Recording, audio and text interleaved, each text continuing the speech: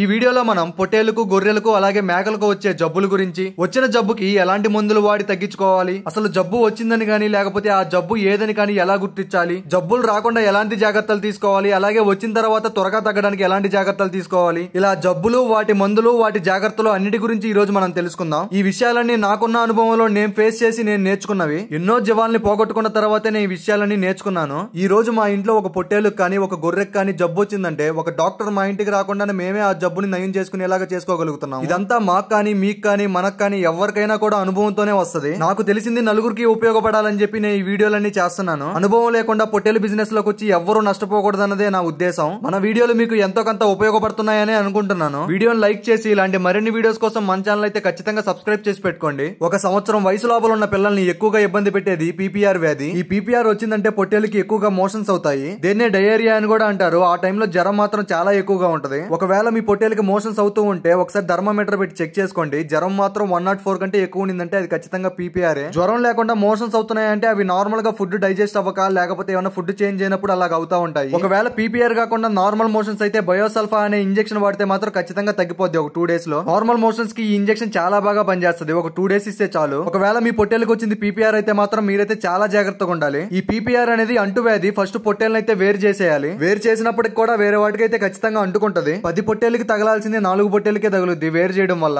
జబ్బు వచ్చిందని వేరు చేసుకున్నట్లయితే మందులో వేరే వాటికి సోకకుండా మనం అయితే వాటిని కాపాడుకోవచ్చు. పీపీఆర్ వచ్చినప్పుడు జ్వరం ఎక్కువగా ఉంటది కాబట్టి మనం అయితే ఫస్ట్ జ్వరానికి ఇంజెక్షన్ వేసుకోవాలి. ఈ మెనోలెక్స్ ప్లస్ అనే ఇంజెక్షన్ జ్వరానికి అలాగే ఒళ్ళు నొప్పులకి చాలా బాగా పనిచేస్తుంది. దీని తర్వాత ఒక మంచి యాంటీబయోటిక్ అయితే ఇవ్వాలి. ఫ్లోక్సిడిన్ అనే ఈ యాంటీబయోటిక్ జబ్బుకైతే చాలా బాగా పనిచేస్తుంది. విరుగుడు లాంటిది. ఈ 2 వేసుకున్న తర్వాత మనం అయితే ఇన్ఫెక్షన్స్ అలాగే రియాక్షన్స్ రాకుండా ఖచ్చితంగా జీట్ అనే ఇంజెక్షన్ వేసుకోవాలి. ఏదైనా ఇంజెక్షన్ వేసినప్పుడు ఈ జీట్ అనేది ఇంజెక్షన్ వేసుకుంటే మాత్రం చాలా మంచిది. బాగా మోషన్స్ అయితే పిల్లలు బాగా వీక్ అయిపోతాయి కాబట్టి వాటికి ఏమన్నా కడుపులో ఆహారం లాగా కొంచెం ఓఆర్ఎస్ ప్యాకెట్లు గానీ అలాగే కొంచెం ఏమైనా ఫుడ్ పెట్టడం గానీ లేకపోతే కోకోనట్ వాటర్ గానీ ఇలాంటివి మాత్రం పోయింది. నెక్స్ట్ వచ్చేసి మనకి బ్లూటంగ్ అనే వ్యాధి. ఈ వ్యాధినే నీలి నాలుక అలాగే నోటి జబ్బు అని కూడా అంటారు. ఈ వ్యాధి వచ్చినప్పుడు పొట్టేలైతే గడ్డి సరిగ్గా తినవు. అవి తింటున్నప్పుడు మీరు గమనిస్తే ఒక్కో పరక తినలేక తింటున్నట్టుగా తింటాయి. మీరు పట్టుకొని మూతి దగ్గర చెక్ చేస్తే స్టార్టింగ్ స్టేజ్ లో అయితే పెదేలైతే లావుగా ఉంటాయి. అలాగే లోపల చిగుర్లు చూసినా కూడా బాగా ఎర్రగా అయిపోయి ఉంటాయి. నాకు తెలిసి ఇంతవరకు మాకు ఒక గొర్రె గానీ ఒక పిల్ల గానీ చనిపోలేదు. మేమైతే అలాంటి నాటు వైద్యం అయితే ఒకటి వాడతాము. ఈ బ్లూటంగ్ వ్యాధి వచ్చిందని మీరు గుర్తించినప్పుడు పొలం నుంచి పొట్టేలు ఇంటికి రాగానే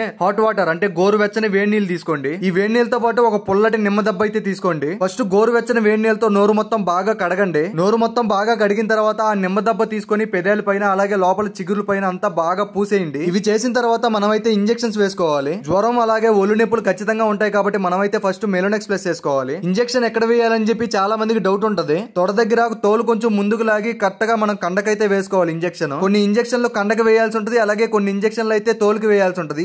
ఇవన్నీ ఆ బాటిల్ పైన రాసి ఉంటాయి. మెలోనెక్స్ ప్లస్ వేసిన తర్వాత ఒక యాంటీబయోటిక్ అయితే ఖచ్చితంగా వాడుకోవాలి. ఈ ఫోర్టివిర్ అనే యాంటీబయోటిక్ మాత్రం బ్లూటంగ్ వచ్చినప్పుడు చాలా బాగా పనిచేస్తుంది. నేను ఎక్కువగా ఈ యాంటీబయోటిక్ నే వాడతాను. బ్లూటంగ్ వచ్చినప్పుడు ఇవి గానీ పాటించారంటే ఖచ్చితంగా పక్కన రోజు మధ్యాహ్నం కల్లా పిల్ల రికవర్ అయిపోద్ది. అలాగే పిల్ల తినడం కూడా స్టార్ట్ చేయాల్సింది మాక్సిమం. మీకు ఇక్కడ కనిపిస్తున్న పిల్ల కూడా బ్లూటంగ్ తగిలిన పిల్లే. మీరు చాలా మందికి తెలిసే ఉంటది. మన లాస్ట్ బ్యాచ్ లో కరెక్ట్ గా కొనే వాళ్ళు వచ్చే టైంలో ఈ పిల్లకి బ్లూటంగ్ తగిలి ఉంది. ఇంకా వాళ్ళు చూసి ఈ పొట్టేల్ని వద్దనేసరికి ఈ పొట్టేల్ని అయితే మన దగ్గరే పెట్టేసుకున్నాం. ఇప్పటికీ ఎంత చేంజ్ ఉందో మీరే చూడొచ్చు. నెక్స్ట్ మన పొట్టేల్లో ఎక్కువగా వచ్చే వ్యాధి అయితే ముసర. దేన్నే నిమోనియా అని కూడా అంటారు. ఈ నిమోనియా ఎక్కువగా వర్షాకాలంలో వస్తుంది. పొట్టేళ్లు పడుకునే ప్లేస్ లో బాగా బురదగా ఉండడం అలాగే పెంట కలిసి వచ్చే వాసన పీల్చుకోవడం వల్ల ఈ నిమోనియా అయితే వస్తా ఉంటది. ఈ నిమోనియా వచ్చినప్పుడు పొట్టేలు లంగ్స్ అయితే బాగా ఎఫెక్ట్ అవుతాయి. షెడ్ ఎప్పటికప్పుడు క్లీన్ గా ఉంచుకోవడం వల్ల మనం అయితే ఈ నిమోనియాని బాగా కంట్రోల్ చేసుకోవచ్చు. ఒకవేళ ఈ నిమోనియా వచ్చిందంటే ఎలా గుర్తించాలంటే పొట్టేలు యొక్క డొక్కలు బాగా కొట్టుకుంటా ఉంటాయి. అలాగే నోరు తెరిచి ఉండడం అలాగే నోట్లోంచి జొల్లు గారడం పొట్టేలు ఊపిరి పీల్చుకోవడం కూడా ఎగశ్వాసం మీద ఉంటాయి. ఈ లక్షణాలని మీరు గాని గమనించారంటే ఖచ్చితంగా దానికి నిమోనియా ఉన్నట్టు అర్థం. ఈ నిమోనియా వచ్చినప్పుడు వాడాల్సిన ఇంజెక్షన్లు వచ్చేసి ఇంటాసెఫ్ 0.5. దీంట్లో పొడి మందు అలాగే లిక్విడ్ సపరేట్ గా ఉంటాయి. లిక్విడ్ గా ఉన్న దాంతో అయితే మనకైతే అవసరం లేదు. దాన్ని అయితే పక్కన పెట్టేయచ్చు. పొడి మందు అయితేనే మనకు కావాల్సింది. ఇక్కడ ఈ డెక్సాకేర్ వెట్ లో ఉన్న లిక్విడ్ అంతా తీసుకెళ్లేసి ఆ పొడి మందులు అయితే పోయింది. ఈ డెక్సాకేర్ వెట్ లిక్విడ్ అలాగే ఇంటాసెఫ్ 0.5 లో ఉన్న పొడి మందు ఇవి రెండు మిక్స్ చేసేసారంటే పొట్టేలకి చాలా బాగా పనిచేస్తుంది నిమోనియాకి. ఉన్న బ్యాచ్ లో మా పొట్టేలకు కూడా ఒక 4-5 పొట్టేలకి నిమోనియా అయితే వచ్చింది. మేమైతే ఈ ఇంజెక్షన్ వేసి మేమైతే సేవ్ చేసుకోగలిగాం. ఈ ఇంజెక్షన్ వేసాక నెక్స్ట్ జీట్ అయితే వేసుకోండి. లంగ్స్ లో బ్యాక్టీరియా ఉండడం వల్ల నిమోనియా వస్తుంది కాబట్టి ఈ జీట్ అనేది బ్యాక్టీరియాకి చాలా బాగా పనిచేస్తుంది. వీటి తర్వాత మనకు వచ్చే వ్యాధులు ఏంటంటే హెచ్ఎస్ అండ్ ఈటీ. వీటిల్ని దొమ్మ రోగం అలాగే చిటుకు రోగం అని కూడా అంటుంటారు. అంటుంటారు. ఇవి రెండు అంటువ్యాధులేం కాదు, కాకపోతే ఒక్కసారి జీవానికి వచ్చిందంటే మాత్రం తిరుక్కోవడం అలాగే బతకడం చాలా కష్టం. ఈ హెచ్ఎస్ అంటే దొమ్మ రోగం. వరి పొలాలు కోసాక ఒడ్లు తినడం వల్ల అలాగే డీవర్మింగ్ అనేది సరిగ్గా వాడకపోయినా కూడా ఈ హెచ్ఎస్ అనే వ్యాధి వస్తా ఉంటది. ఈ ఈటీ అనే వ్యాధి వచ్చేసి వాతావరణం మారినప్పుడు ఎక్కువగా వస్తుంటుంది. ఎండాకాలంలో అయితే పచ్చి మేత లేక ఎక్కువగా ఎండి మేత తినడం వల్ల, వర్షాకాలంలో అయితే ఎక్కువగా ఈ చిగురించిన గడ్డి తినడం వల్ల ఈ ఈటీ అనే వ్యాధి అయితే వస్తూ ఉంటుంది. ఇవి రావడం చాలా తక్కువ, కాకపోతే వచ్చినా కూడా ముందు జాగ్రత్తగా వ్యాక్సిన్ అయితే వేపించి పెట్టుకోండి. ఎందుకంటే ఒక్కటి పోయినా కూడా దాని ప్రాణం మనవి డబ్బులు. ఈ చిటుకు వ్యాధి ఒక్కసారి వచ్చిందంటే మాత్రం ఖచ్చితంగా మనం దాన్ని బతికించుకోలేం. మనకి ఇంజెక్షన్ వేసే టైం కూడా ఇవ్వదు, జస్ట్ వచ్చిన చిటికేసే లోపల చచ్చిపోద్ది. అందుకే దాన్ని చిటుకు వ్యాధి అని అంటారు. ఈ వ్యాధులు రాకుండా మనం కంట్రోల్ చేసుకోవాలంటే ఖచ్చితంగా మనం ఎప్పటికప్పుడు డీవార్మింగ్ అలాగే లివర్ టానిక్ అయితే చేసుకుంటూ ఉండాలి. పొట్టేలు తెచ్చిన 2వ రోజు 3వ రోజు ఈ బ్రోటాన్ లివర్ టానిక్ అయితే తాపుకోండి. లివర్ బాగా పనిచేస్తేనే పొట్టేలు వెయిట్ గెయిన్ అనేవి బాగా వస్తాయి. లివర్ టానిక్ తాపిన ఒక వారం రోజుల తర్వాత ఈ ఫ్యాంటాస్ ప్లస్ డీవార్మర్ అయితే డీవార్మింగ్ చేసుకోండి. ఈ ఫ్యాంటాస్ ప్లస్ అనేది కొత్తగా తెచ్చుకున్న పొట్టేలు పిల్లలకి చాలా మంచిది. పొట్టేలు పిల్లలు కొత్తగా వచ్చినప్పుడు స్ట్రెస్ లో ఉంటాయి కాబట్టి ఈ ఫ్యాంటాస్ ప్లస్ తో చేయడం వల్ల అయితే మనకైతే కొంచెం బెనిఫిట్స్ అయితే ఉంటాయి. ఈ ఫ్యాంటాస్ ప్లస్ అనేది కడుపులో ఉన్న చాలా రకాల అంతర్పరాణ జీవుల మీద అయితే బాగా పనిచేస్తుంది. దీని తర్వాత కరెక్ట్ గా 1.5 నెల ఆగేసి మళ్ళీ ఇంకో డీవార్మర్ అయితే డీవార్మింగ్ చేసుకోండి. రెండోసారి ఈ ఆల్బెనిక్ అనే డీవార్మర్ అయితే డీవార్మింగ్ చేసుకోండి. ఇది టేప్ వార్మ్స్ పైన చాలా బాగా పనిచేస్తుంది. నేను వాడినప్పుడు కూడా నాకైతే మంచి రిజల్ట్స్ వచ్చాయి. ఆ వీడియోస్ కూడా మన ఛానల్ లో ఉన్నాయి, చూడొచ్చు మీరు ఒకసారి. ఈ డీవార్మింగ్ చేశాక మళ్ళీ ఇంకో 1.5 మంత్ అయితే ఆగండి, అంటే 1.5 నెల.